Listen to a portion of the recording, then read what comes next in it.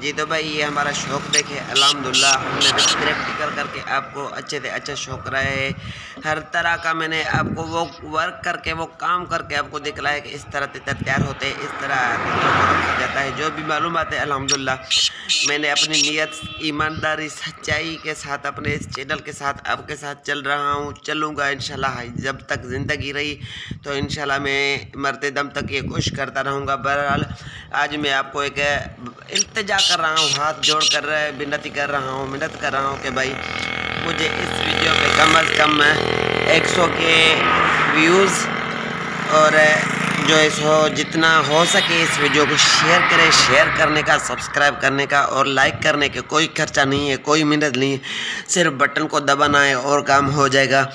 बाकी जो मेहनत है वो मैं कर रहा हूँ, वीडियो बनाने में, वीडियो एडिट करने में, वीडियो अपलोड करने में। इतनी मेहनत 1 साल से मैं कर रहा हूँ। बहरहाल मुझे वो जो है तो रिस्पांस अभी तक नहीं मिला है। मैं उम्मीद करता हूँ कि आप सब मेरे प्यारे भाई हैं, मेरे दोस्त हैं, सब मुसलमान हैं, मेरा भरपूर साथ देंगे। ऐसे समझे कि सदका जारिया समझ कर हमारा इस काम में हमारी मदद करें, मेरा हौसला अफजाई करें।